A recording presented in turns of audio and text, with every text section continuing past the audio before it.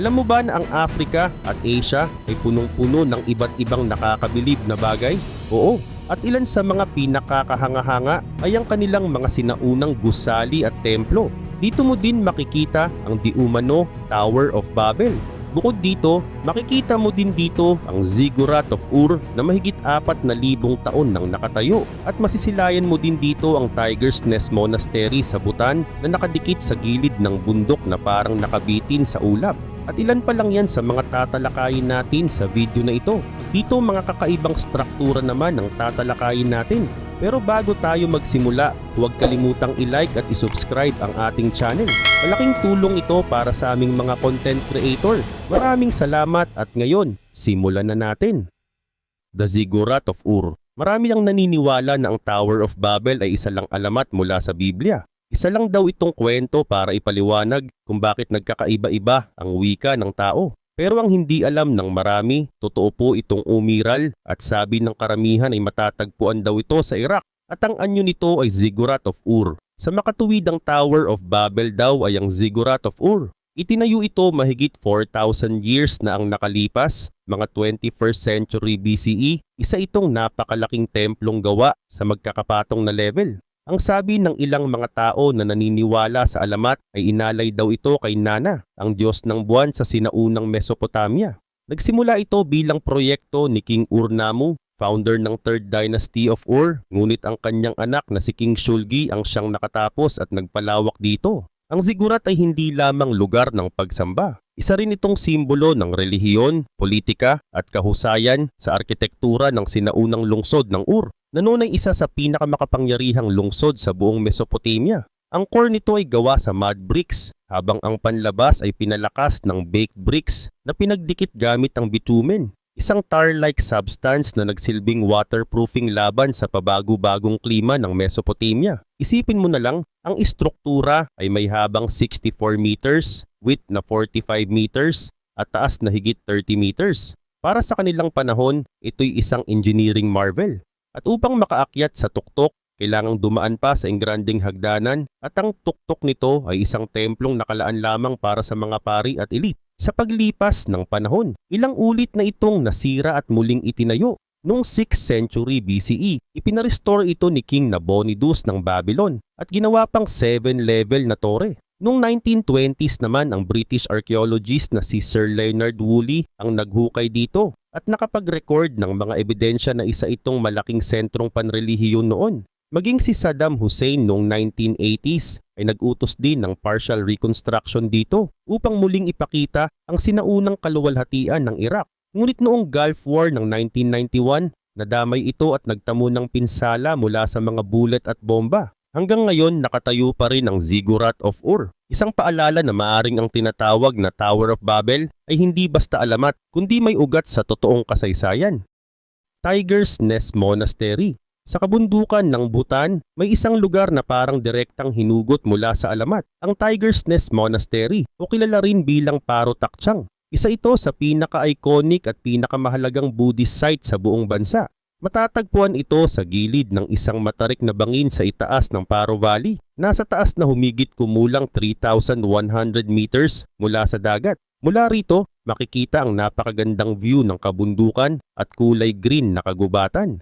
Ayon sa alamat, nagsimula ang lahat noong 8th century. Dumating dito si Guru Padmasambhava na mas kilala bilang Guru Rinpoche ang nagdala ng Buddhism sa Bhutan. Sinasabing lumipad siya patungo sa lugar na ito sakay ng isang tigre na ayon sa paniniwala, isa daw niyang itong disipulo na nag-anyong tigre. Pagdating niya nanirahan siya sa isang kuweba at nag-meditate sa napaka-specific na panahon. 3 years, 3 months, 3 weeks, 3 days at 3 hours.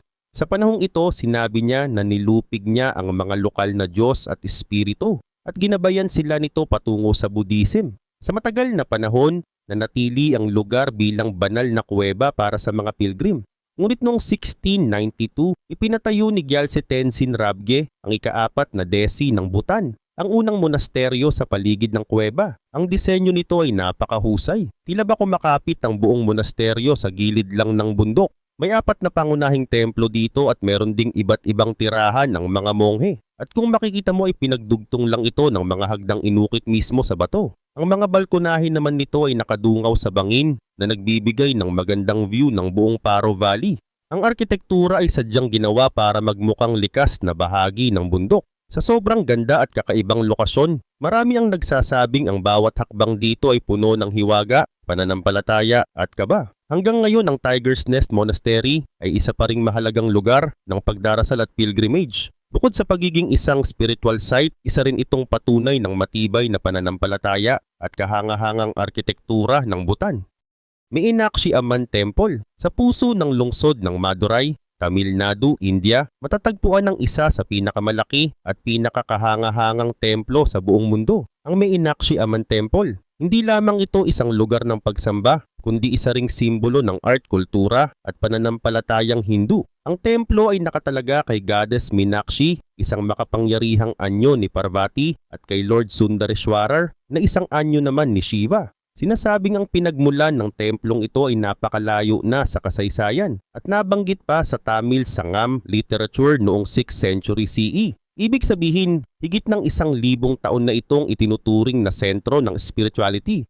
Ngunit ang pinakanakilala at ang pinakamalaking pagpapalawak nito ay naganap noong panahon ng Nayak Dynasty noong 16th at 17th centuries. Sa panahong ito itinayo na ang mga engranding pasilyo, makukulay na pintuan at detalyadong carvings na nakikita pa rin hanggang ngayon. Sakop ng templo ang humigit kumulang 15 acres na lupain. Ang pinakakapansin-pansin dito ay ang 14 gopurams o matataas na gateway towers na punong-puno ng makukulay na eskultura. Ipinapakita sa mga ito ang mga Diyos, Diyosa, demonyo, celestial beings, at iba pang karakter mula sa Hindu mythology. Ang pinakamataas sa mga tower na ito ay umaabot ng halos 170 feet. Isang matayog na palatandaan na kita ka kahit nasaan ka man sa Madurai. Sa loob ng templo, makikita ang isang sagradong tangke ng tubig na tinatawag na Golden Lotus Pond. Ayon sa alamat, dito sumibol ang isang lotus na may banal na enerhiya at dito rin sinusukat noon ang kahusayan ng Tamil literature. Hanggang ngayon nagsisilbi itong lugar ng pagninilay bago pumasok sa pinakaloob ng templo. Ang buong complex ay hindi lamang architectural na obra, kundi isang buhay na monumento ng kultura at tradisyon. Sa bawat sulok makikita ang libu-libong detalyeng inukit at pininturahan, isang patunay sa husay at dedikasyon ng mga artisan noong sinaunang panahon. Sa kabuuan, ang Meenakshi Amman Temple ay higit pa sa isang gusali, isa itong buhay na alamat, isang dambana ng pananampalataya, at isang obra maestra ng arkitektura na patuloy na humahanga at humihikayat ng milyon-milyong bisita taon-taon. Hallgrímskirkja. Sa kabisera ng Iceland sa lungsod ng Reykjavik, makikita ang isang napakakilalang landmark, ang Hallgrímskirkja, ang pinakamalaking simbahan sa bansa at isa rin sa pinakamataas na gusali doon. Sa taas na humigit kumulang 74.5 meters, makikita ito mula halos lahat ng bahagi ng syudad. Kaya't madali itong mapansin ng mga dumarating mula sa airport o kahit naglalakad lamang sa kalsada. Ang simbahan ay ipinangalan kay Hallgrímur Pétursson, isang makatang Icelander noong 17th century na sumulat ng tanyag na passion hymns. Ngunit ang disenyo nito ay dumating makalipas pa ang maraming siglo. Noong 1937, ipinakilala ng state architect na si Gudjon Samuelsson ang isang kakaibang disenyo na naiiba sa karaniwang European churches. Ang inspirasyon niya, ang mga likas na anyo ng Iceland mismo, lalo na ang basalt columns na nabubuo mula sa malamig na lava. Kung makikita mo ang Svartifoss waterfall, mapapansin mo ang halos eksaktong pagkakapareho.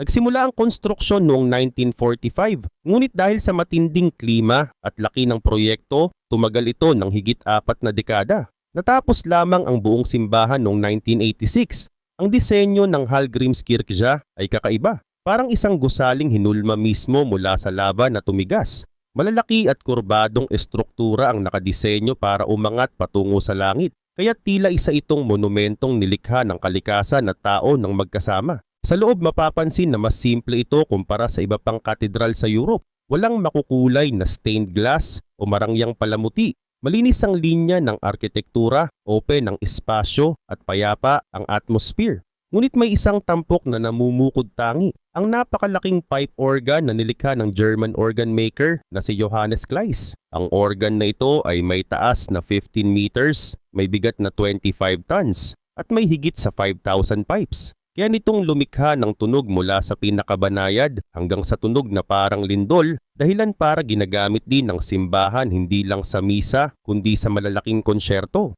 Dahil dito, ang Hallgrímskirkja ay hindi lamang isang lugar ng pananampalataya. Isa rin itong obra maestra ng disenyo at musika at isang patunay kung paano kayang pagsamahin ng tao ang inspirasyon mula sa kalikasan at pananampalataya upang makalikha ng kakaibang ganda. Borobudur. Sa gitna ng Central Java, Indonesia, nakatayo ang isang napakalaking obra maestra ng Budismo, ang Borobudur. Hindi ito basta tumpok ng bato. Isa itong napakadetalyadong templo na itinayo noong 9th century sa panahon ng Sailendra Dynasty. Ang disenyo nito ay hindi lang basta para sa arkitektura, kundi para sa espiritual na paglalakbay. Habang umaakyat ka sa siyam na antas ng templo, simbolo ito ng iba't ibang yugto ng pag-escape mula sa makamundong pagnanasa patungo sa kaliwanagan. Sa ibaba ay makikita ang Kamadhatu, ang Realm of Desire, kung saan nakapako ang tao sa material na bagay. Sa gitna ay ang Rupa Dhatu o Realm of Form na tanda ng paglago sa espiritualidad. At sa pinakataas ay ang Arupa Dhatu o Formless Realm na sumisimbolo sa kaliwanagan kung saan wala nang pagkakapit sa makamundong bagay. Napapalibutan ang Borobudur ng mga bundok at malalakas na puwersa ng kalikasan. Sa left nito ay ang mga bulkan na Mount Merapi at Mount Merbabu habang dumadaloy nasa tabi ang mga ilog na Progo at Elo. Ang lokasyon mismo ay tila nagpapakita ng konsepto ng Budismo na lahat ng bagay ay nagbabago at muling isinisilang. Ang istruktura ay may 9 na baitang, 6 squares na terrace, sinusundan ng 3 bilog na platform at sa pinakataas ay ang pangunahing stupa. Sa paligid nito ay makikita ang daan-daang estatwa ni Buddha at napakadetalyadong carvings na nagsasalaysay ng mga turo at kwento mula sa Budismo. Ngunit hindi palaging ganito ang kinang ng Borobudur. Noong 14th century, nang pumasok ang Hinduism at kalaunan ng Islam sa rehiyon, unti-unti itong iniwan at natabunan ng ash mula sa mga pagsabog ng bulkan at ng makapal na kagubatan. Para bang nawala ito sa kasaysayan sa loob ng maraming siglo. Noong 1814 natuklasan muli ni Sir Thomas Stamford Raffles, ang gobernador ng British sa Java, ang nakatagong templo. Simula noon isinailalim ito sa iba't ibang restoration projects at ngayon ay kinikilala bilang UNESCO World Heritage Site. Ang Borobudur ay hindi lamang simbolo ng arkitektura. Isa itong paalala ng pananampalataya, kasaysayan at ang walang hanggang paghahanap ng tao para sa kaliwanagan. Shwedagon Pagoda. Sa Yangon, Myanmar, nakatayo ang isang dambanang halos imposible hindi mapansin, ang Shwedagon Pagoda. Kilala rin bilang crown jewel ng bansa, ito ay kumikinang sa ginto at nakatayo sa Singutara Hill, kitang-kita mula sa iba't ibang bahagi ng lungsod. Ayon sa alamat, mahigit 2,600 years na itong nakatayo, kaya't madalas itong ituring na isa sa pinakamatandang Buddhist stupa sa buong mundo. Sinasabi na 2 mangangalakal na magkapatid ang nakatagpo kay Gautama Buddha at bilang basbas binigyan sila ng 8 hibla ng kanyang buhok. Dinala nila ito sa Myanmar at doon inilagak at dito raw nagsimula ang Shwedagon Pagoda. Bagaman mas naniniwala ang mga historiador na itinayo ito sa pagitan ng 6th at 10th centuries ng mga Mon people, hindi matatawaran ang kahalagahan nito sa kultura at pananampalataya ng mga Burmese. Ang mismong stupa ay halos 325 feet ang taas at balot ng purong ginto. Oo, totoong ginto. Sa paglipas ng mga siglo, mula sa mga hari hanggang sa mga karaniwang tao, nag-alay ng mga gintong plato upang panatilihin ang kinang nito. Ngunit mas kahanga-hanga ang nasa itaas. Ang HTE o payong na bahagi ng stupa na pinalamutian ng mahigit 4,500 diamonds, kabilang ang isang 72 karat na brilyante.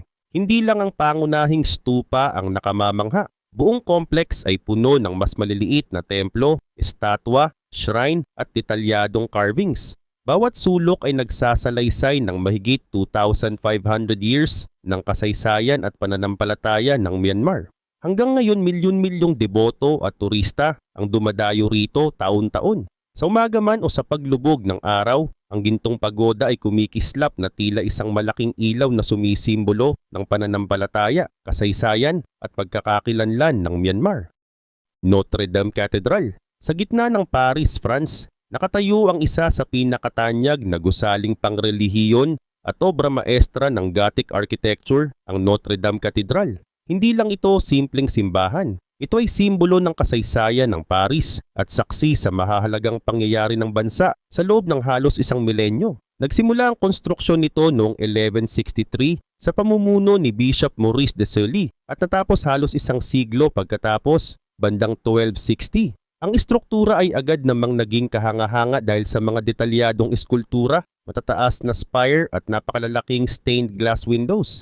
Ngunit hindi puro kagandahan ang dinanas ng Notre Dame. Noong French Revolution noong 1790s, nasira ng malaki ang katedral. Galit ang mga revolusyonaryo sa kapangyarihan ng simbahan at monarkiya, kaya't winasak nila ang mga estatwa at maging ang mga figure ng mga hari sa fasada ay pinagpupugutan. Sa loob ng ilang taon, ginamit pa ito bilang storage. Pagsapit ng 19th century, halos gumuho na ang gusali. Ngunit muling nabuhay ang interes sa pamamagitan ng nobelang isinulat ni Victor Hugo, ang Notre Dame de Paris noong 1831. Dahil dito nagsimula ang isang malaking restoration project sa pamumuno ng arkitektong si Eugène Viollet-le-Duc. Sa panahong iyon idinagdag ang bantog na spire, ang parehong spire na bumagsak sa sunog noong April 15, 2019. Ang disenyo ng Notre Dame ay halimbawa ng tunay na Gothic innovation. Ang mga flying buttresses ay hindi lamang dekorasyon, kundi nagsilbing suporta upang magpatayo ng napakataas na pader at malalaking bintana. Sa loob makikita ang mga ribbed vaults na nagbibigay ng malagaan na pakiramdam sa kisame kahit gawa ito sa bato. At syempre, hindi mawawala ang tatlong kahanga-hangang rose windows na binubuo ng makukulay na stained glass. Ngunit higit pa sa arkitektura, may hawak itong mga mahahalagang relikya ng Kristyanismo, kabilang ang Crown of Thorns na pinaniniwala ang sinuot ni Jesus at bahagi ng True Cross. Dahil dito, naging pangunahing destinasyon ng mga peregrino sa loob ng maraming siglo. Naging saksi rin ito sa makasaysayang mga kaganapan mula sa sariling koronasyon ni Napoleon Bonaparte noong 1804 hanggang sa pagdiriwang ng paglaya ng Paris mula sa mga Nazi noong 1944. Ngunit ang pinakamasakit na yugto sa modernong panahon ay ang malaking sunog noong 2019 na halos sumira sa buong bubong at nagpabagsak sa iconic na spire. Sa kabila ng pinsala, nailigtas ang pangunahing estruktura at karamihan sa mga relikya. Hanggang ngayon patuloy ang pagsasaayos at inaasahang muling bubuksan ito para sa publiko sa mga darating na taon. Ang Notre Dame ay higit pa sa isang gusali. Ito ay simbolo ng tibay, pananampalataya at tangking kagandahan ng Paris na muling bumabangon kahit ilang ulit masubok. Kalon Minaret. Sa Bukhara, Uzbekistan, makikita ang Kalon Minaret, isang tore na mahigit 900 years old at nananatiling nakatayo bilang saksi sa makulay na kasaysayan ng rehiyon. Itinayo ito noong 1127 sa panahon ng Karakhanid Dynasty sa pamumuno ni Arslan Khan at mula noon ay naging sentrong bahagi ng relihiyoso at panlipunang buhay ng lungsod. May taas itong humigit kumulang 45.6 meters at nung panahong itinayo ito, ito na ang pinakamataas na istruktura sa buong Central Asia. Ang base ay may lawak na 9 meters at paakyat unti-unti itong lumiliit hanggang 6 meters sa tuktok, kaya't napapanatili nito ang balanse at tibay.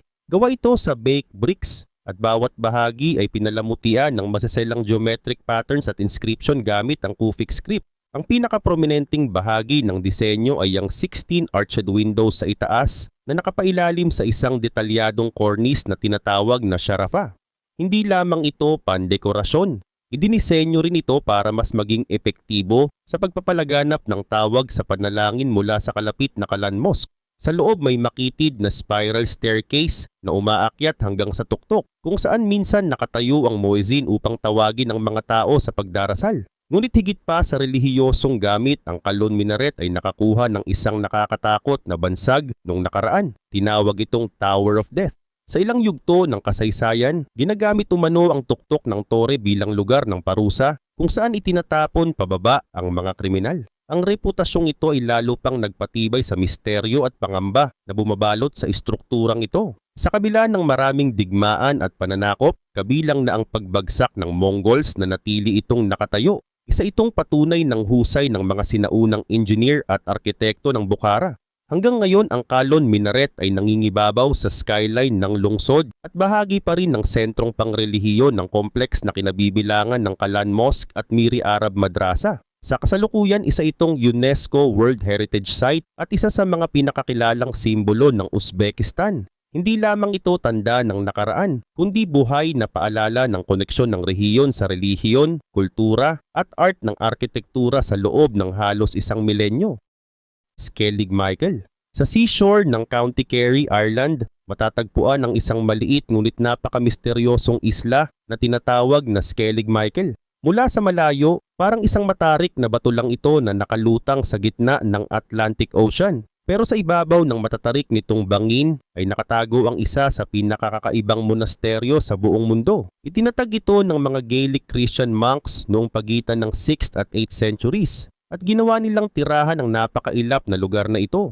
Ang monasteryo ay itinayo sa matataas at matatarik na bato at binubuo ng maliliit na stone huts na hugis beehive. Ang disenyo ay simple pero matibay, sapat para maprotektahan sila laban sa malalakas na hangin at ulan ng Atlantic. Ayon sa mga record, ang mga munghe dito ay namuhay ng lubos na hiwalay sa mundo. Nanalangin sila, nag-ayuno at sinikap maghanap ng mas malapit na koneksyon sa Diyos. Ang kanilang pagpili ng Skellig Michael ay nagpapakita ng sukdulang sakripisyo at pananampalataya dahil imposibleng buhayin ang sarili rito ng walang matinding tiyaga at tapang. Ngunit hindi sila ligtas sa mga panganib. Noong 8th at 9th centuries, sinalakay ng mga Vikings ang isla, winasak ang kanilang tirahan at kinidnap pa ang ilang monghe. Gayunpaman nakatiis ang komunidad sa loob ng ilang siglo bago tuluyang iniwan ang lugar noong 12th or 13th century. Sa kabila ng pag-abandona, nanatiling buo ang mga gusali at ngayon ay kinikilala na bilang isang UNESCO World Heritage Site. Ang isla ay hindi lang bahagi ng kasaysayan ng Kristyanismo, kundi naging kilala rin sa pop culture matapos itong gamitin bilang filming location ng Star Wars, The Force Awakens at The Last Jedi. Ang Skellig Michael ay hindi lamang view ng kagandahan, kundi simbolo ng pananampalatayang handang magsakripisyo sa harap ng matinding kahirapan at panganib. Las Lajas Sanctuary. Sa timog ng Colombia, sa mismong cliff ng Guaytara River Canyon, nakatayo ang isang napakagandang neo-Gothic basilica na halos parang galing sa isang fairy tale, ang Las Lajas Sanctuary. Ang kakaiba dito, nakapuwesto ang simbahan sa pagitan ng matatarik na pader ng canyon at konektado pa ito sa isang bridge na tila nakabitin sa ere. Itinayo ito mula year 1916 hanggang year 1949 at halos 3 dekada ang ginugol bago matapos ang obra maestrang ito. Ang matataas na spires, detalyadong stone carvings at ang bridge na tumatawid sa cliff ay ang nagbigay dito ng reputasyon bilang isa sa pinakamagandang simbahan sa buong mundo. Ngunit higit pa sa arkitektura, mas nakakapangilabot din ang pinagmula ng santuaryo. Noong year 1754, isang babae na nagngangalang Maria Meneses de Quiñones at ang kanyang anak na si Rosa na mula pagkasilang ay bingi at pipi ang nakisilong sa kanyon dahil sa bagyo. Ayon sa kwento, biglang nagsalita si Rosa at sinabi na nakita niya ang Birheng Maria. Laking gulat nila nang matagpuan nila ang imahe ng Birhen at ng Batang Jesus na tila kusang nakaukit sa bato ng cliff. Hanggang ngayon walang nakapagpaliwanag kung paano ito lumitaw. At maging ang mga eksperto ay hindi makahanap ng bakas ng pintura o carving techniques sa imahen. Dahil sa milagro, dumagsa ang mga pilgrim mula sa iba't ibang panig ng Colombia at Latin America. Sa simula maliit na dambana lamang ang itinayo rito, ngunit habang dumarami ang mga deboto, unti-unting naging mas grande ang estruktura hanggang sa mabuo na ang napakagarbong basilika na nakikita natin ngayon. Ngayon ang Las Lajas Sanctuary ay hindi lamang isang puok dasalan, kundi isang simbolo ng pananampalataya at misteryo. Maraming deboto ang naniniwala na ang lugar ay may kapangyarihang magpagaling at magdulot ng mga himala.